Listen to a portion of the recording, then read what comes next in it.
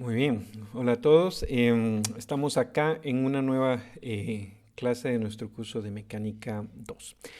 El día de hoy vamos a hablar sobre el problema restringido de los tres cuerpos, que es tal vez el problema más interesante que vamos a ver en el capítulo 7. Em, en esta clase que, bueno, eh, tiene, bueno, no son tantas diapositivas en realidad. Em, pero bueno, puede que salga un poco larga. El asunto es que esta clase corresponde a precisamente la sección 7.6 del libro, ¿no? El problema restringido de los tres cuerpos. Entonces, todo lo que vamos a ver acá, aunque ustedes no lo crean, abarca básicamente la primera página de esta sección. Sí, la primera página, porque pues empezamos a la mitad de la página 286 y vamos a llegar hasta la página 287. Entonces, todo lo que vamos a ver acá es el detalle de los cálculos que se desarrollan en esta página. Entonces, quiero que nos tomemos el tiempo de desarrollarlo paso por paso por dos razones. Una, porque nada lo vamos a tomar acá que aparece por arte de magia, ¿verdad? Tenemos que hacer los cálculos, desarrollar lo que está en el libro, y esto es lo que desarrollaríamos en una clase pues presencial, ¿no? Como normalmente lo haríamos. Em, y la otra es que este es el tema que vamos a utilizar para desarrollar el proyecto del curso. Entonces, necesito que le pongan bastante atención porque nos vamos a pasar en esto pues algún tiempo desarrollando las ideas y las ecuaciones necesarias para que después ustedes puedan aplicar lo que veamos acá en el proyecto que vamos a dejar un poquito más adelante. Entonces, como les digo, todo lo que vamos a ver en esta clase es apenas una página del libro, pero queremos que no quede nada oculto o que parezca que nos lo sacamos así por arte de magia, sino que todo está, que todo quede justificado. Bueno, entonces, ¿de qué se trata el problema restringido de los tres cuerpos? Bueno, en mecánica 1, recuerdan ustedes que en el capítulo 4 ustedes vieron el problema de los dos cuerpos. Bueno, el 3 y luego un poquito en el 4, el problema de los dos cuerpos, que es básicamente dos objetos interactuando bajo una fuerza mutua. El caso por excelencia es el caso de la fuerza gravitacional, ¿no? Dos objetos interactuando bajo su interacción gravitacional. Se puede resolver de manera exacta. Sabemos que las trayectorias son secciones cónicas, ¿no? Elipses, órbitas circulares, órbitas parabólicas, órbitas hiperbólicas. Incluso es válido para objetos que interactúan electrostáticamente. Lo que vamos a hacer ahora es agregar un objeto más. Entonces, cuando nosotros tenemos tres cuerpos interactuando bajo la acción de su campo gravitacional, el problema simplemente no se puede resolver de manera exacta. Em, lo que vamos a hacer acá es considerar un caso especial del problema de los tres cuerpos y por eso se llama problema restringido. Bueno, ¿y de qué se trata? Bueno, entonces vamos a tener dos cuerpos de masas M1 y M2 que vamos desde el principio a establecer que están en una órbita circular, uno alrededor del otro, o de manera más precisa, alrededor de su centro de masa. Y lo que vamos a hacer es agregar un tercer objeto, un tercer objeto de masa M minúscula con la condición de que la masa M minúscula va a ser muchísimo más pequeña que la masa M1 y también que la masa M2. Y entonces la masa M se mueve en el campo gravitacional de M1 y M2. Entonces ven que no son tres masas arbitrarias, que es el problema de los tres cuerpos, sino que son tres masas, pero dos masas son grandes y la tercera masa es muchísimo más pequeña que las primeras dos. Y además estamos asumiendo ya que conocemos cuál es el movimiento de M1 y M2. Entonces, para tener algo muy concreto en mente, este es el ejemplo el caso del campo gravitacional producido por la Tierra y la Luna, por ejemplo. Entonces, la Tierra, el planeta Tierra sería, por ejemplo, la masa M1, la Luna sería la masa M2.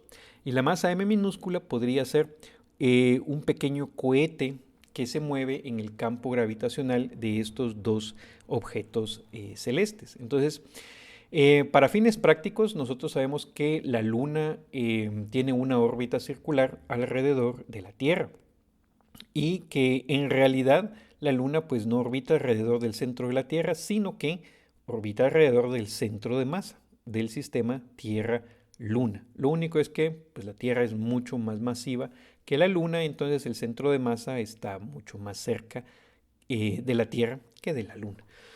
Entonces, con esa idea en mente, quiero que vayamos desarrollando las ideas de este problema.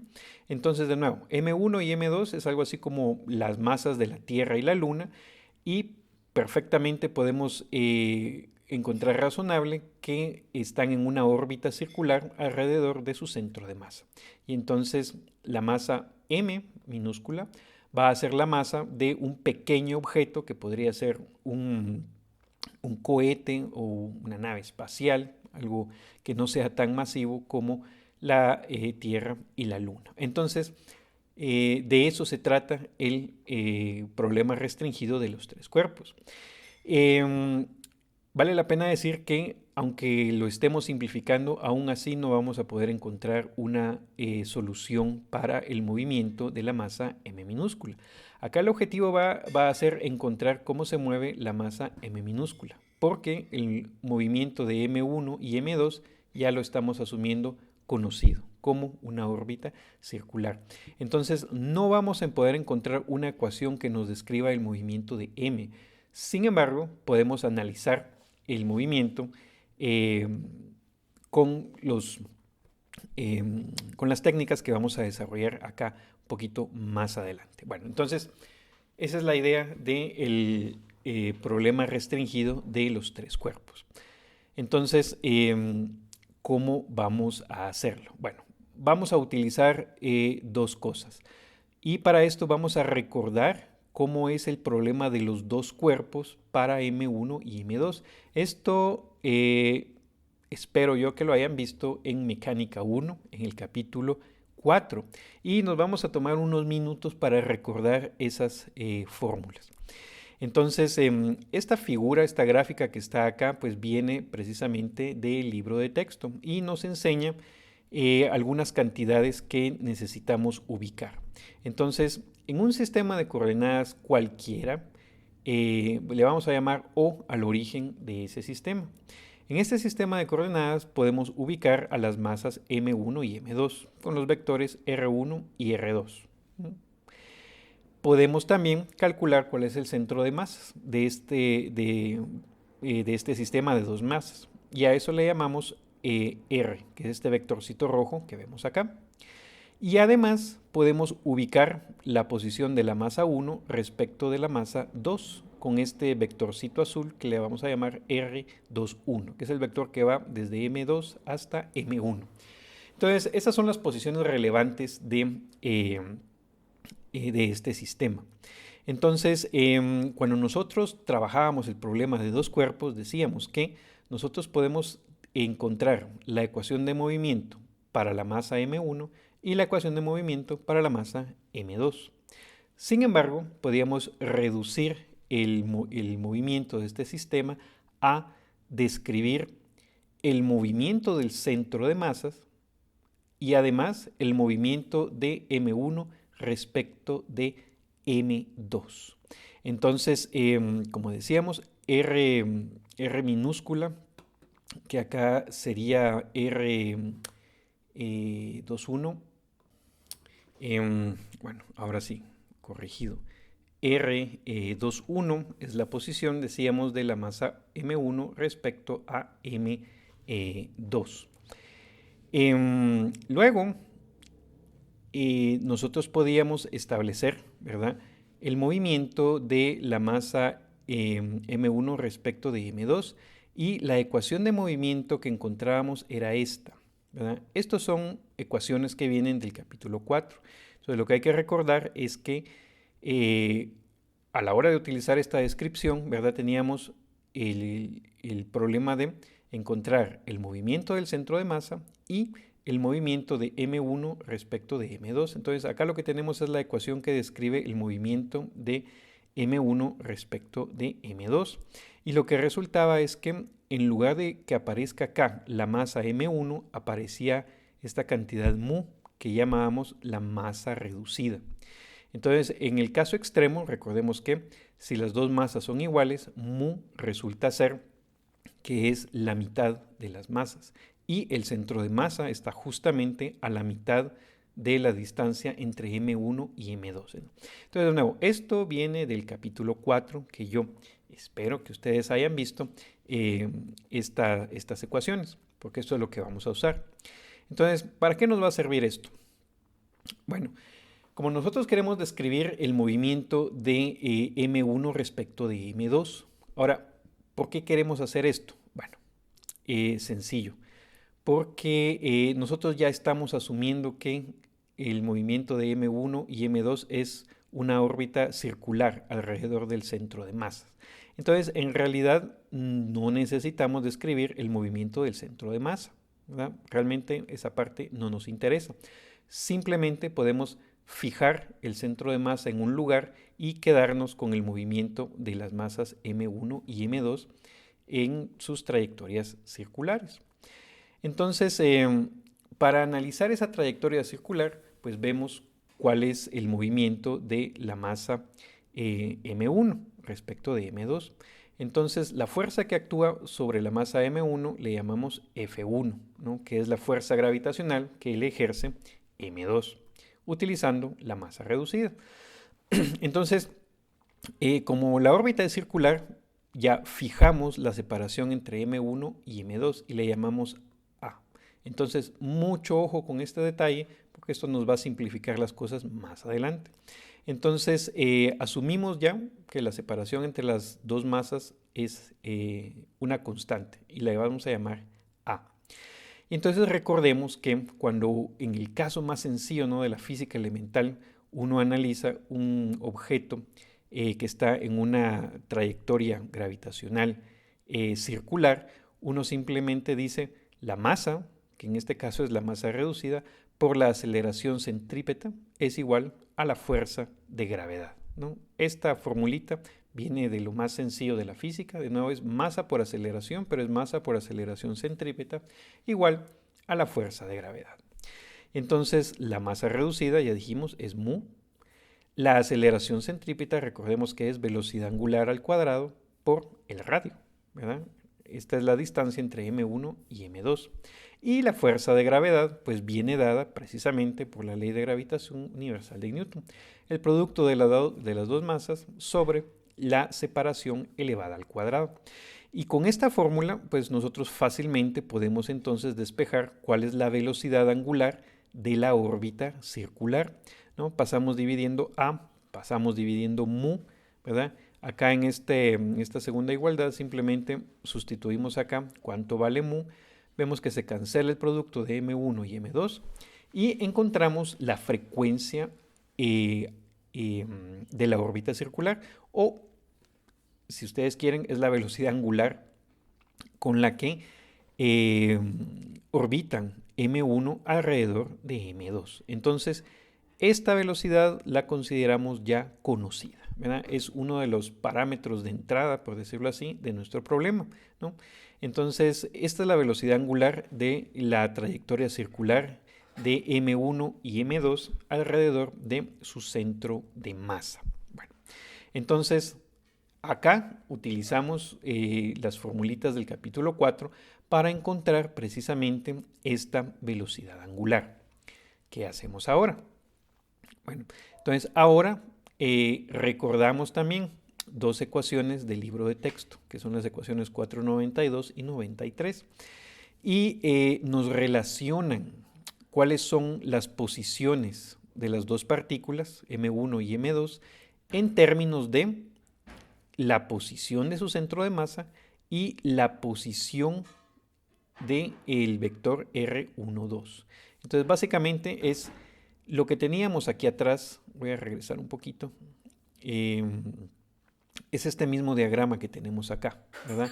Lo único es que ahora estamos escribiendo las posiciones de las partículas en términos de su centro de masa y el vector que va de M2 hacia M1. Entonces, de nuevo, estos son datos viejos, ¿verdad? Que vienen del capítulo 4. Simplemente lo tomamos acá.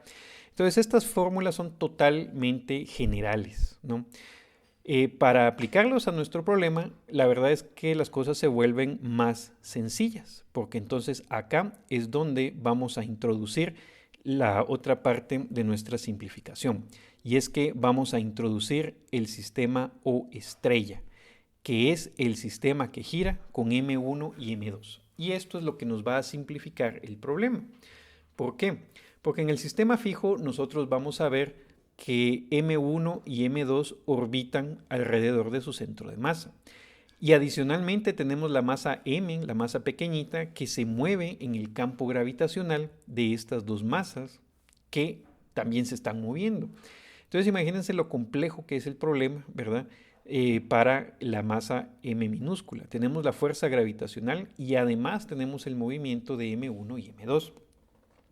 Entonces lo que vamos a hacer es simplificar las cosas. Nos vamos a ir a un sistema que gira con M1 y M2, de tal manera que en ese sistema las masas grandes están fijas. Y ese es el chiste del sistema O estrella. Entonces el sistema O estrella lo vamos a acomodar a nuestra conveniencia y lo vamos a hacer de tal manera que las masas M2 y M1 definen el eje X estrella, que es la parte que tenemos acá. Entonces, de esta figurita que vemos acá, ¿verdad? Colocamos el centro de masa en el origen del sistema O estrella. Entonces, M2 pues queda a la izquierda del origen y M1 queda a la derecha del origen, ¿verdad? Y la masa M pues ahora va a estar, su posición va a estar descrita por un vector R, pero en el sistema estrellado. La ventaja de esto, ¿verdad?, es que la separación entre M1 y M2 siempre va a ser constante y va a ser igual a A. Entonces no nos tenemos que preocupar del movimiento de M1 y M2 porque están fijas en el sistema estrellado. Y entonces resulta que el vector R12, que es el que va de M2 a M1, es un vector constante, ¿no? Tiene una magnitud que es A, que es la separación entre las dos masas, y va dirigido en el vector o en la dirección de X unitario estrella. Entonces, con eso simplificamos la ubicación de M2 y de M1.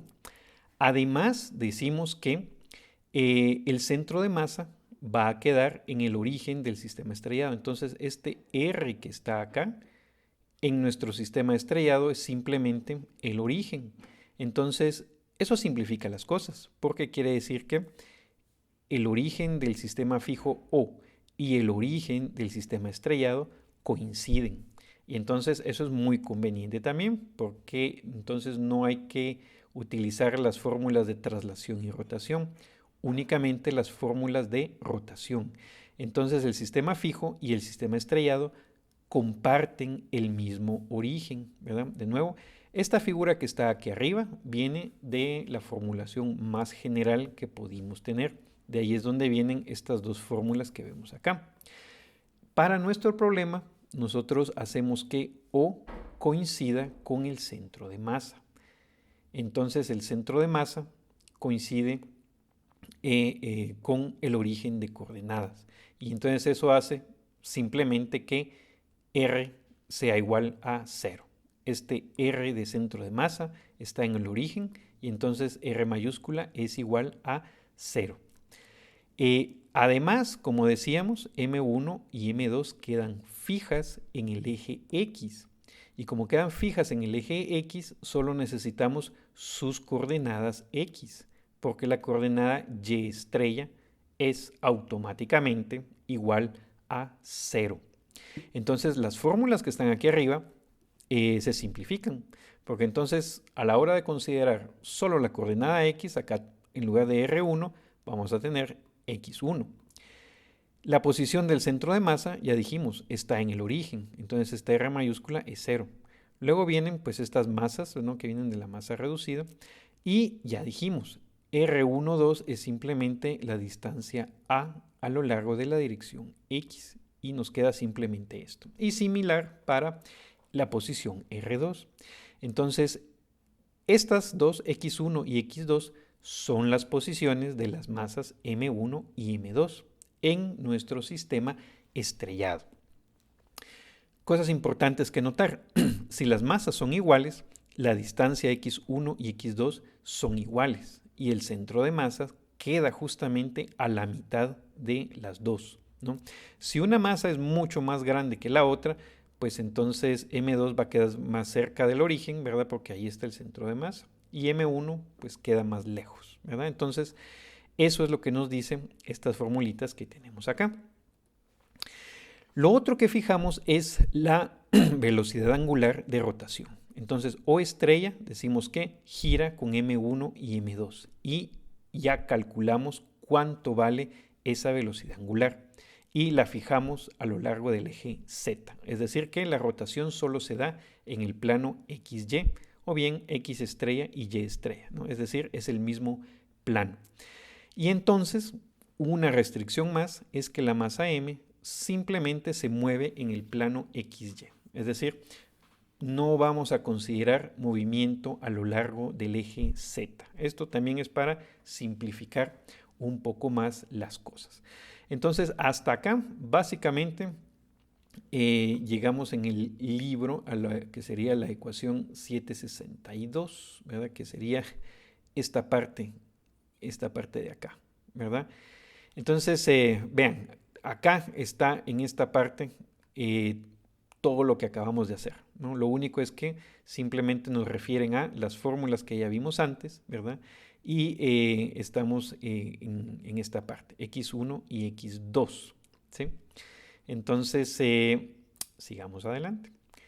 ¿Qué hacemos ahora? Bueno, ya que establecimos nuestro sistema de coordenadas, ahora establecemos la ecuación de movimiento. Entonces, en el sistema fijo, decimos, ¿cuál es la ecuación de movimiento para la masa M? Entonces, la masa pequeña M, pues, se va a mover bajo la influencia de la gravedad de F1, perdón, de M1 y de M2, ¿verdad? De nuevo, tenemos estas dos masas, ¿verdad? Entonces, cada una de ellas ejerce una atracción gravitacional sobre M minúscula. Entonces, esa sería la ecuación de movimiento en el sistema fijo. Lo único, ¿verdad?, es que acá, aunque esto parezca muy sencillo, estas fuerzas en el sistema fijo son fuerzas que dependen de la posición de M1 y M2, que se están moviendo. Entonces, imagínense resolver este problema en donde las fuerzas F1 y F2 en realidad dependen del tiempo.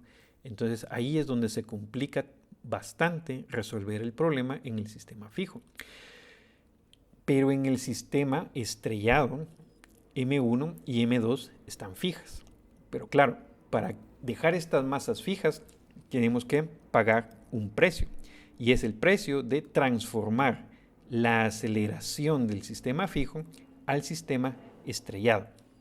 Entonces, eso ya lo hemos hecho antes, ¿verdad? La fórmula entre la aceleración del sistema estrellado y el sistema fijo ya sabemos muy bien que involucra la aparición del término de fuerza centrífuga y el término de fuerza de Coriolis. Entonces la ecuación de movimiento para la masa M en el sistema estrellado es esta que tenemos acá.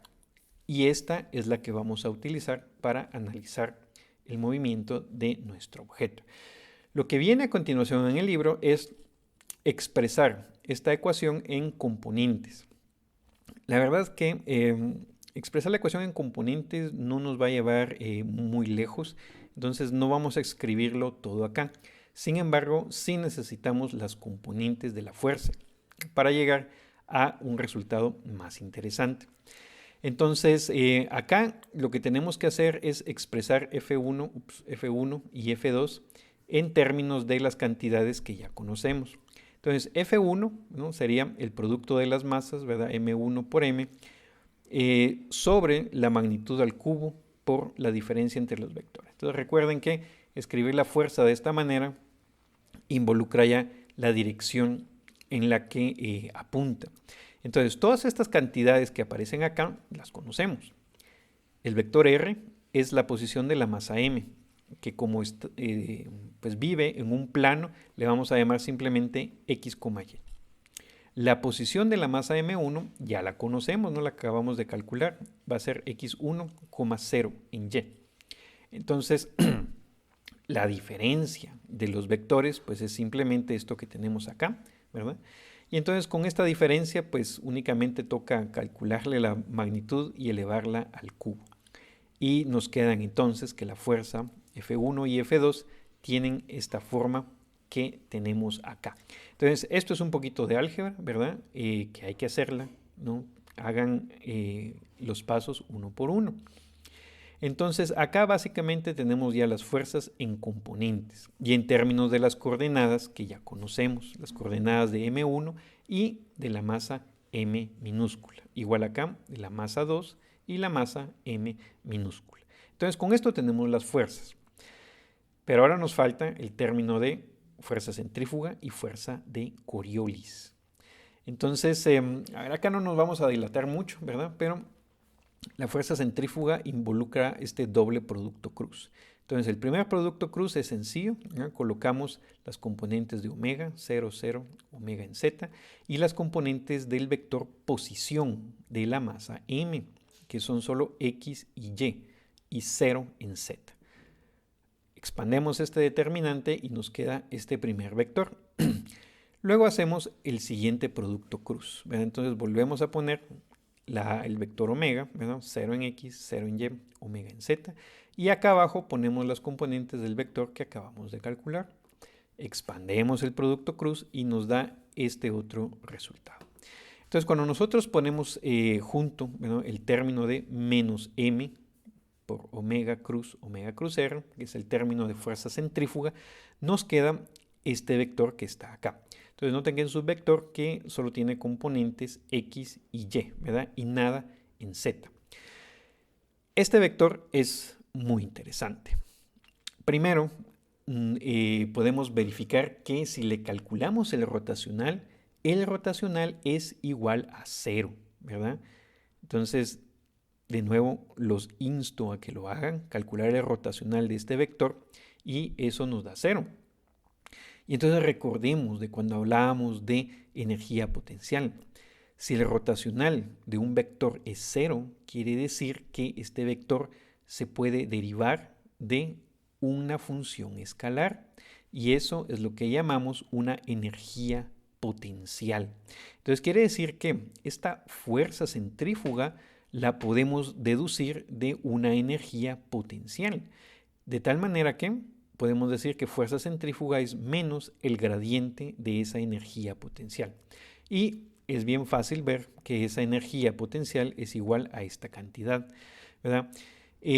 Por ejemplo, si nosotros queremos la componente en x, a la hora de derivar x al cuadrado, ¿verdad?, queda un 2 que cancela el 1 medio por m por omega cuadrado por x, que es precisamente este término que está acá, igual con y. Entonces resulta muy interesante que la fuerza centrífuga tenga una energía potencial asociada. Entonces uno dirá, bueno, pero estas eran fuerzas ficticias. ¿Cómo es que tiene energía potencial? Sí, es una energía potencial efectiva, vista desde el sistema estrellado, el sistema que rota. Entonces, desde este sistema nosotros podemos hablar de una energía efectiva que representa en todo caso la fuerza que ejerce la fuerza centrífuga, ¿verdad? Entonces, este término que está acá, B sub C de centrífuga, es una energía potencial asociada a la fuerza centrífuga, ¿no?, aprovechando el hecho de que el rotacional de este vector, de esta fuerza centrífuga, es igual a 0. Entonces eso nos da la posibilidad de definir una energía potencial.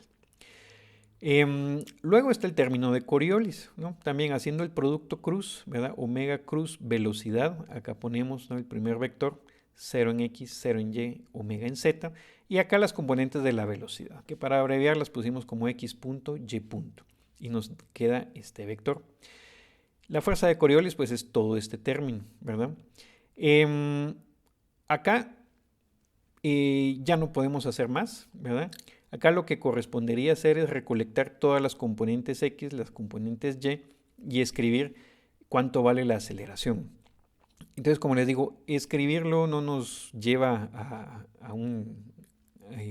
a mayores descubrimientos, ¿no? Lo podemos ver en la ecuación 764, que es esta parte que está acá, ¿verdad? Entonces, esta ecuación 764 es la ecuación de movimiento escrita en componentes. Entonces, vean todo lo que tuvimos que hacer para pasar de la ecuación 763 a la 764, ¿verdad? Entonces, todos esos pasos hay que hacerlos, ¿no?, para pasar de una ecuación a la otra. ¿Qué hacemos ahora? Bueno, ya casi terminando. Lo que nos damos cuenta es, o más bien recordamos, que la fuerza de Coriolis, por estar definida con un producto cruz, es perpendicular a la velocidad. Y por ser perpendicular a la velocidad, no hace trabajo. Bueno, es el mismo tipo de fuerza que una fuerza magnética. Entonces, cuando no hace trabajo una fuerza, quiere decir que no contribuye a la energía potencial del sistema. Y entonces, nosotros podemos definir una energía efectiva E en el sistema o estrella. Y esa energía efectiva pues es simplemente la energía cinética más la energía potencial. La energía cinética es fácil, ¿verdad? Es un medio de la masa por la velocidad al cuadrado, ¿no?, en sus componentes X y Y. ¿Quién es la energía potencial? Bueno, tenemos dos. La energía potencial que viene de la interacción gravitacional y también tenemos la energía potencial que viene de la fuerza centrífuga. Y entonces definimos un potencial efectivo de esta manera. Entonces estos dos primeros términos, ¿no?, fueron los términos que calculamos antes. Y noten que la ventaja de usar energía es que la energía es un escalar y no hay componentes. Entonces esto se simplifica un poquito más. Entonces tenemos la energía potencial debido a la masa 1, la energía potencial debido a la masa 2 y la energía potencial que viene de la fuerza centrífuga. Entonces es bien interesante que en este sistema que rota aparece una fuerza adicional, que es la fuerza centrífuga, representada por este potencial. Noten que no hay potencial debido a la fuerza de Coriolis, porque como dijimos, como es perpendicular a la velocidad, no hace trabajo sobre nuestra partícula. Entonces, con esto llegamos precisamente a la última ecuación que hay en esta página, ¿no?, que es la ecuación 767. Con este potencial, si bien no podemos resolver de manera exacta el problema, lo que sí podemos hacer es utilizar los métodos de potencial efectivo para describir, por lo menos cualitativamente, cuáles son los tipos de movimiento que nosotros esperamos de la masa m. Entonces, así como en el capítulo 3 nosotros utilizamos el potencial efectivo para deducir que hay órbitas circulares, hay órbitas elípticas, etc. Aquí vamos a utilizar este potencial para ver qué tipo de órbitas puede describir la masa m minúscula. Lo único es que acá las cosas se ponen mucho más interesantes, porque este es un potencial que depende de dos coordenadas, de X y de Y, mientras que cuando analizamos, bueno, no conmigo, ¿no?, pero cuando ustedes analizaron en mecánica 1 las órbitas entre dos objetos, ahí teníamos una sola coordenada R. La coordenada teta la podíamos eliminar. Acá no podemos eliminar las dos coordenadas. Entonces, esta función de potencial efectivo es una función de dos variables. Y entonces vamos a tratar de analizar de manera gráfica qué tipos de movimiento podemos esperar bajo esta interacción. Y entonces, con eso vamos a continuar la siguiente clase.